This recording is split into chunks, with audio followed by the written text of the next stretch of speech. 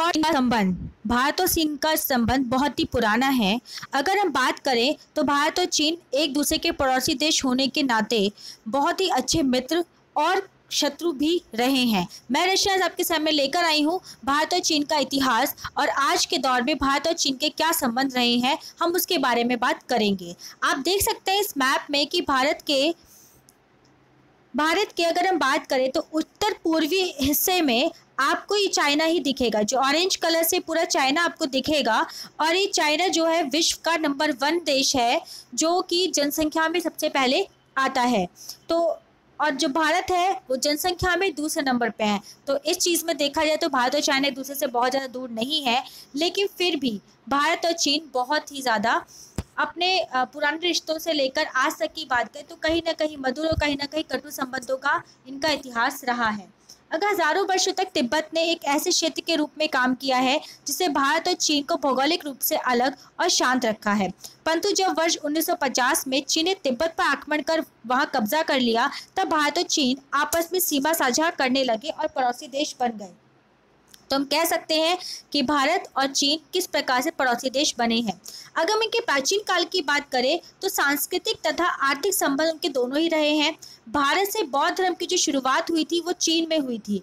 तो चीन में जिन लोगों ने सबसे ज़्यादा अधिक बौद्ध धर्म को अपनाया है वो भारत की ही देन मानी जाती है।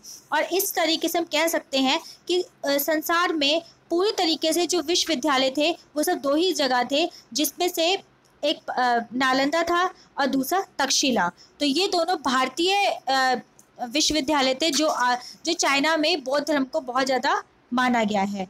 बौद्ध धर्म की शुरुआत की बात करें तो वहीं की शुरुआत मानी जाती, कहाँ की, भारत की, चीन में। पंचशील की जो सिद्धांत था भारत ने चीन के साथ किया ही था, लेकिन इस सिद्धांत को 1954 में अपनाकर 1962 में चीन के द्वारा तोड़ा भी गया था। तो ये बहुत बड़ी बात थी। वैसे तो पंचशील का जो सिद्धांत था चीन और भारत के बीच में दुनिया की शांति व सुरक्षा के लिए किया गया था, एक बहुत बड़ा योगदान था, और दोनों ही देशों ने इस बात पर जबान दी थी कि वो कभी भी इस पंचशील के सिद्धांत को नहीं तोड़ेंगे। लेकिन चीन ने इस सिद्धांत को नकारते हुए 1962 में भारत पर हमला किया था। हालांकि भारत की बहुत बुरी तरीके से इसमें हार हुई थी, लेकिन फिर भी पूरे विश्व में चीन को बहुत ही ज़्यादा आलोचना का पात्र बनना पड़ा था, क्योंकि पंचशील के सिद्धांत के अकॉर्डिंग भारत और चीन एक दूसरे पे कभी भी हमला नहीं करते, और शुरुआत किसने की थी, चीन ने की थी। तो जो दुनिया के जो आलोचना के पात्र जो बना था वो देश, वो चीन इसी कारण बन गया था। दोनों ही देशों के संबंधों की अगर बात करें तो सिद्धांत कुछ इस तरीके से हैं कि एक दूसरे की प्रभुसत्ता, प्रादेशिक अखंडता का सम्मान किया जाए, एक दूसरे पे आक्रमण ना किया जाए, जो कि पंचशील के सिद्धांत में थी ये सारी बातें, जो मैं आपको पहले मेरी एक और वीडियो थी उसमें मैं बताई चुकी। उसके अलावा मैंने आपको अभी एक पिक्चर दिखाई थी, पीछे मैं आपको दिखा देती हूँ वो पिक्चर भी। ये पिक्चर देख लीजिए, इसमें पांचों के पांचों आपको मिल जाएंगे। ये पांचों के पांचों सिद्धांत इसमें है, तो वही आगे बताए गए हैं सिद्धांत। तो इन्हीं सिद्धांतों में कि दूसरे के अंदर मामलों में दखल नहीं दिया जाएगा, समानता व आपसी लाभ के आधार पर शांतिपूर्ण सहस्तित्व बरकरार रखा जाएगा। लेकिन फिर भी चीन ने इस संधि को तोड़ दिया था, तो ये बहुत बड़ी एक गलती थी। उसके बाद 1976 में भारत और चीन के जो संबंध थे उनमें थोड़ी सी चेंजेस आए। धीरे धीरे द्विपक्षीय वार्ता होने लगी, और 70 के दशक के मध्य तक भारत और चीन के संबंध में शीत युद्ध के जब काल थोड़ा सा खत्म होने लगा था, उस टाइम पे कुछ संबंधों में सुधार आने की एक शुरुआत होने लगी थी। 1988 में भारतीय प्रधानमंत्री राजीव गांधी ने द्विपक्षीय वार्ता भी की और चीन का दौरा भी किया था, और दोनों ही देश आपस में बातचीत करने के लिए तैयार भी हो गए थे। तो कहीं ना कहीं जो संबंध थे मधुर होते दिखाई दे रहे थे। ये आप देख सकते हैं चीन में जब राजीव गांधी गए थे, तो ये तब की तस्वीर दिखाई गई है इसमें।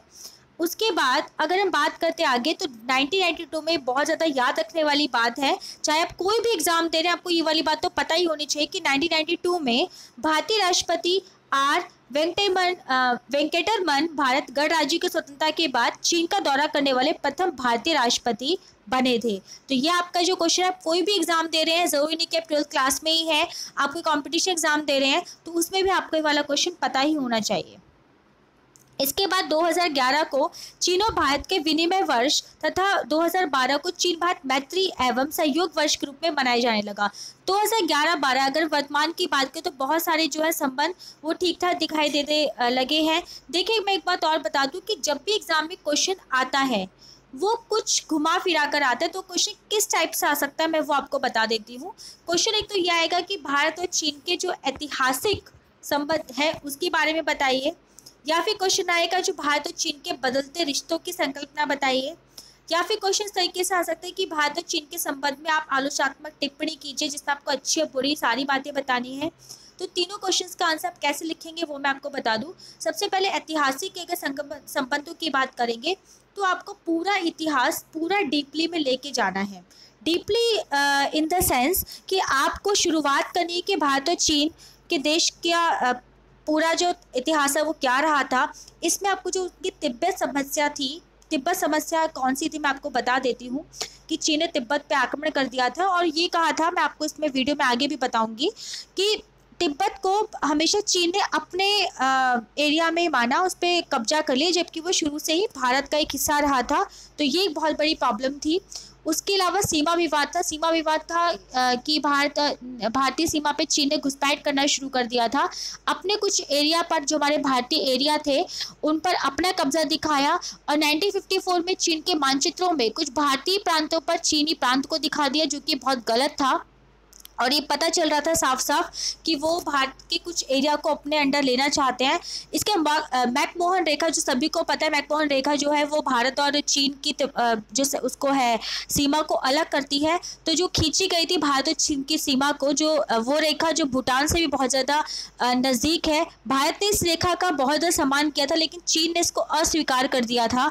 तो इसके ऊपर भी बहुत ज़्यादा प्रॉब्लम्स आती हैं। तो जब भी प्राचीन जो टाइम आएगा वो सारा आपको बताना है। फिर लद्दाख, जम्मू कश्मीर का भाग था, और लद्दाख और चीन के बीच में जो सीमा नहीं खींची थी क्योंकि अक्साई चीन भारत का एक हिस्सा था, तो ये भी एक रिकॉर्ड माना जाता है, ये भी इतिहास में आता है। फिर सीमा विवाद कब शुरू हुआ था? 1957 से 57 तक अक्साई चीन के सड़क निर्माण की वजह से, वो भी आपको उसे पूरा दिखाना है। उसके बाद 1962 का जो वॉर था, यानी कि जो युद्ध हुआ था, वो भी आपको पूरा दर्शाना है। तो जो प्राचीन संबंध होंगे वो सारे आपको इसमें दिखाने हैं। अगर क्वेश्चन आता है कि बदलते रिश्तों के बताएंगे, तो आप क्वेश्चन को किस तरीके से अटैम्प्ट करेंगे वो भी मैं आपको बता दूं। आपको इतिहास में बहुत ज़्यादा डीपली नहीं जाना है, थोड़े थोड़े 1-2 लाइनों में उनका इतिहास बताओ। आज के जो रिश्ते हैं, मतलब करीबन आपको पिछले 10 सालों के रिश्ते बताने हैं, 10 साल 5 साल, इनको डीपली, और जो प्रेजेंट जो जगह है वो सारी चीज़ें बतानी है। अगर आपको आलोचनात्मक आता है तो आलोचनात्मक में आपको बताना है कि जो रिश्ते थे वो क्यों खराब थे, और आज उनकी जो कार्यवाही की गई थी वो क्या की गई थी, और उनमें क्या क्या कमियां रहेगी, वो आपको सारी चीज़ें बतानी है। तो आपको क्वेश्चन इस तरीके से अटैम्प्ट करना है। क्वेश्चन ज़्यादातर आपको आज के दौर का ही आएगा, बहुत पिछला कुछ आपको नहीं बताना है, लेकिन आपको पता सारा होना चाहिए। इससे मैं वीडियो में सब कुछ लेकर आई हूँ, आपको कहीं और जाने की ज़रूरत नहीं है। मैं आपको पिछले सारे रिश्ते इसमें बताऊंगी, आगे का आपको बताऊंगी, इवन 370 की धारा का भी आपको इसमें पता चलेगा कि क्या क्या प्रॉब्लम थी। 370 की धारा पे आप समझ रहे होंगे कि 370 की धारा पे क्या चीन ने अपनी कार्रवाई दिखाई होगी, तो वो भी एक बहुत बड़ी कार्रवाई थी। उसके बाद हम आते हैं जब हमारे देश के जो प्रधानमंत्री है मोदी जी, श्री नरेंद्र मोदी जी, उन्होंने भी क्या क्या कार्य किए थे। वर्ष 2015 में भारतीय प्रधानमंत्री ने चीन का दौरा किया था। इसके बाद चीन के भारतीय अधिकारियों ने के तीर्थ यात्रियों के लिए कुछ नाथुला दर्रे खोलने का फैसला किया, और इसीलिए भारत ने चीन में भारत पर्यटन वर्ष भी बनाया था। तो ये बहुत अच्छी एक पहल थी, एक अपने रिश्तों को अच्छा करने की एक पहल थी। उसके बाद 2018 में चीन के जो राष्ट्रपति तथा भारतीय प्रधानमंत्री के बीच वुहान में भारत चीन की अनौपचारिक शिखर सम्मेलन हुआ था। उसके बाद दोबारा 2019 में द्वितीय अनौपचारिक सम्मेलन हुआ, जिसके वजह से दोनों ही देशों के बीच में द्विपक्षीय वार्तालाप हुई, घरेलू और विदेशी नीतियों पर भी बातचीत हुई। तो ये एक बहुत बड़ी बात थी। भारतीय कंपनियों ने चीन में 3 सूचना प्रौद्योगिकी कॉरिडोर स्थापित किए, जो सूचना प्रौद्योगिकी तथा उच्च प्रौद्योगिकी में भारत चीन सहयोग को बढ़ावा देने में मदद करते हैं। तो आप देख सकते हैं कि भारत और चीन का सहयोग बहुत अच्छा रहा था। इसके बाद मैंने अभी आपको बताया था कि दूसरा अनौपचारिक शिखर सम्मेलन 2019 में किया गया था, और वर्ष 2020 में भारत और चीन के बीच में राजनयिक संबंधों की स्थापना की गई, और 70वीं वर्षगांठ उसकी अभी बनाई गई थी 2020 में। इसके अलावा भारत तथा चीन के सांस्कृतिक तथा पीपल टू पीपल संपर्क का भी वर्षगांठ बनाई गई थी। उसके बाद हम बात करते हैं कि भारत और चीन के बीच में विवाद किन चीज़ों में हुआ है। अभी तक तो हमको लग रहा था कि सबको ठीक ठाक ही चल रहा है, लेकिन विवाद की जो प्रॉब्लम्स थी वो कहाँ से शुरू हुई थी। तो एक तो पैंगोंग त्सो मोरिरी झील का विवाद था 2019 का, जो बहुत बड़ा विवाद रहा। डोकलाम गतिरोध 2017 का।